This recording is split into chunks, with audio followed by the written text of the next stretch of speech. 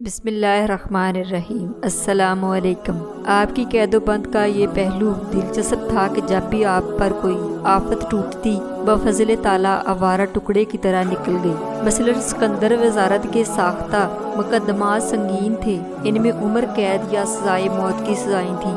ان مرحلوں میں لاکھوں انسانوں کی دعائیں آپ کے ساتھ شامل حال تھیں۔ ہزاروں افراد جن میں زاہد تامرز تک شریک تھے، عابد شب زندار سے لے کر زاہد مرتاز شریک تھے۔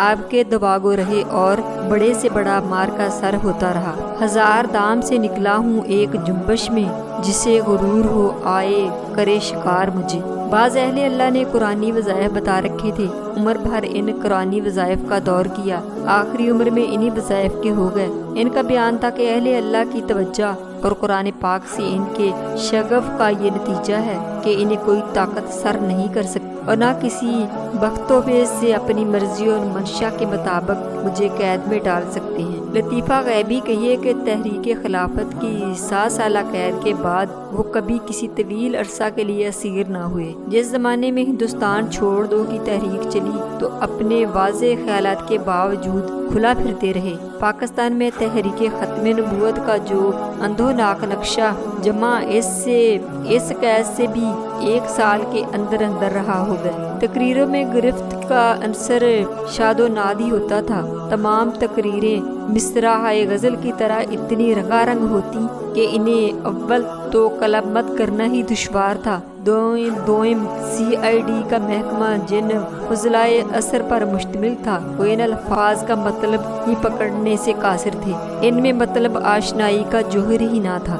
سکندر مرحوم کی وزارت نے آپ کو جس نازک موقع پر جن سنگین دفعات کے تحت پکڑا، اس کے پیش نظر ہر شخص کو اندیشہ تھا کہ عمر قید سے کم سزا نہیں ہوگی، لیکن قدرت نے دستگیری کی اور حالات نے معجزاتی طور پر پلٹا کھایا۔ جس رپورٹر لدھا رام نے تقریباً قلم بند کی تھی وہ ایکا-ایکی فرنٹ ہو گیا۔ اس نے Lala Lakhi Das additional district magistrate Gujrat کی عدالت میں 18 دسمبر 1940 کو بیان دیتے ہوئے کہا کہ شاہ جی کے خلاف جو تقریر پیش جا رہی ہے وہ حکومت کے ایما پر فرضی تیار کی گئی ہے۔ چونکہ میرا ضمیر مجھے ملامت کر رہا ہے کہ میں ایک بے گناہ شخص کو بلا وجہ مصیبت میں مبتلا کروں، لہٰذا مجھے اصل حقیقت کے انکشاف کی اجازت دی جائے۔ اس تاریخی بیان نے صورتحال الٹ دی۔ وزارت گھبرا گئی۔ ایڈوکیٹ جنرل نے 12 فروری 1940 کو ہائی کورٹ میں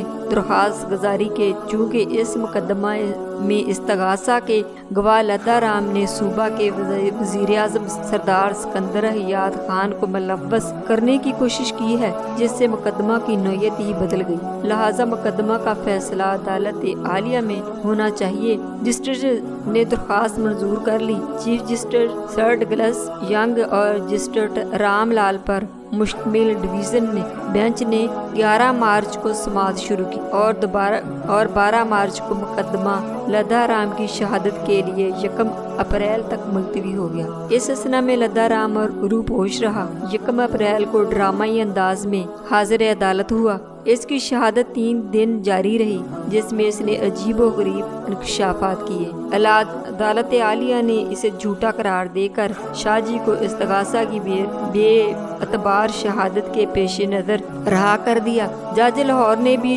7 جون 1940 کو دوسرے مقدمے میں رہا کر دیا۔ لدھا رام کے بیانات کا خلاصہ یہ تھا کہ جو تقریر اس عدالت میں پیش کی جا رہی ہے وہ بنائی گئی ہے، کیونکہ جس شارٹ ہینڈ نوٹ بک پر اس نے تقریر کے حقیقی نوٹ لیے تھے اسے سپرنٹینڈنٹ انسپکٹر کے مکان پر جلا دیا گیا تھا۔ اسے کہا گیا کہ سپرنٹینڈنٹ پولیس کو وزیر اعظم پنجاب کی خفیہ چٹھی ملی ہے، جس میں ہدایت کی گئی ہے کہ سید عطا اللہ شاہ بخاری گجرات کے ضلع میں یونیٹڈ پارٹی کے خلاف منافرت پھیلانے آ رہا ہے۔ اس کی تقریر کے لوہے پر طریقہ سے لیے جائے نوٹ جس طریقے سے لیے جائیں کہ تقریر دفعہ 302 اور 152F کی زد میں آ جائے۔ اس کی تکمیل کی گئی پر اسی کمیونسٹ انسپکٹر نے اس مختصرات کی بنا پر نئے شارٹ ہینڈ نوٹ لکھوا لیے اور ان سے لانگ ہینڈ نوٹ تیار کیے گئے، جس کی بنا پر مقدمہ قائم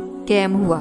इस बयान ने सिकंदर वजारत की अखलाकी साख को बेहद नुकसान पहुंचाया। जंग का जमाना ना होता तो मुमकिन था कि इसके नतीजा सियासी एतबार से कुछ और होते, मगर जंग की वजह से बहुत सी गिरें खुलते खुलते रह गईं। ताहम सदर वजारत को रसवाई का दाग सहना पड़ा। शाहजी ने जेल खाने में बड़े बड़े तजर्बे हासिल किए। फरमाते जेल खाना तराजू है और कसौटी भी, जिससे हर इंसान की असलियत मालूम हो जाती है। किसी इंसान का ज़र्फ पढ़ना हो या मालूम करना हो वो क्या है तो इसे दस्तरखान या जेल खाने में पहुंचाने की कोशिश करो। दोनों जगह ऐसी हैं यहाँ इंसान बोलता है, और इस म्यार पर उन्होंने सबको परखा भी और तोला भी। यही वजह थी कि अक्सर अफराद के मामले में इनकी राय बड़ी ही साफ और पुख्ता थी। यहाँ तक कि सियासी तहरीकों में कैद होने वाले अफराद का तल्लक था वो जेल खाने को तरतीब गाह समझते थे, लेकिन अखलाकी मुजरिमों के बारे में इनका नुक्ता निगाह मुख्तलिफ था। इनका ख्याल था कि जेल खाने में मुजरिमों को मजीद मुजरिम बनाते हैं। यहाँ असलाह अहवाल की तवक्का ही बस है। कानून और सजा के बारे में इनका नुक्ता नजर केमियाना था। वो कानून को हकीम सोलन के अल्फाज में मकड़ी का जाला समझते जो ताकतवर से टूट जाता और कमजोर को फांस लेता। कानून ने सजा के बारे में इनका नुक्ता नजर केमियाना था। वो कानून को हकीम सोलन के अल्फाज में मकड़ी का जाला समझते जो ताकत के जोर से टूट जाता और कमजोर को फांस लेता है। इसकी नज़र में जुर्म से कहीं ज्यादा कानून सख्त था, और सजा के बारे में इनकी राय थी कि महज इंतकाम है। अपनी कैदोबंद के खिलाफ कभी कोई शिकायत ना की और ना किसी अफसर मजाज का गिला की। जो सहूबतें पेश आईं इन्हें बचश में कबूल किया। अलबत्ता कभी कभार तकरीर का रंग बांधने के लिए फरमाते जेल खाना मेरी बीवी का हक महर न था और ना वो अफीफा खतून अपने जहेज में साथ लाई। इनके गुंजलक बालों की सफेदी, खुले माथे की सलवटों और मुहतरिक आँखों की अकबी लहरों पर उचटती हुई नजरें डालते ही कैदोबंद की एक ऐसी तारीख सामने आ जाती थी जिसका सरनोश्त था नाला अज बहर रहाई ना कुंद मुर्ग असीर खुर्द अफसोस जमाने को गिरफ्तार ना बूझ। शाहजी और अहरार में गुल और बुलबुल का रिश्ता था। जिस तरह खताबत के बगैर शाहजी का तस्वर नहीं बनता, इसी तरह शाहजी की नफी से अहरार की तहरीक तात्व रह जाती है। दोनों में जिस्मो जान का तल्लक। तहरीक अहरार बड़े ही गहरे तजिया की मुस्तैक है। जितना गर्दो गबार तारीख अहरार पर पड़ा, गालिबन इस दौर की कोई और तहरीक इतनी खाक बसर नजर नहीं आती। इसके खारिजी वजूद बहुत हैं, लेकिन दाखिली वजह खुद अहरार है। जितनी बड़ी बड़ी नाइंसाफियां इन लोगों ने खुद अपने साथ की, इनका अशरे अशीर भी दूसरों ने इनके साथ रवा नहीं रखा। इन पर रसवाई की मनो मट्टी डाली गई, वो दब गए लेकिन मिट नहीं। उन्होंने कलम के इस दौर को भी ज़बान का दौर समझा। इनका खलासा गुफ्तार ये था कि हाल पर झुंझलाएं, मुस्तकबिल के ख्वाब देखें और माजी के गीत गाएं। नतीजा इनकी सियासी हैसियत इन मज़ारीन की सी हो गई जो बंजर ज़मीनों में हल जोतते हैं, इनको पानी देते, फसल पकाते, लेकिन कटाई के वक़्त बेदखल हो जाते, या इन ममारों की तरह थे जो इमारत तो खड़ी करते हैं लेकिन इसमें रह नहीं सकते। जमात अहरार को परखने के लिए कई तराजुओं की ज़रूरत है। अहरार कौन है, उन्होंने क्या किया। आज की मेरी वीडियो अगर आपको पसंद आए तो इसे लाइक और शेयर करें और सब्सक्राइब ज़रूर कर दिया करें ताकि मेरी हर आने वाली वीडियो आपको जल्द हासिल हो सके। अल्लाह हाफिज़।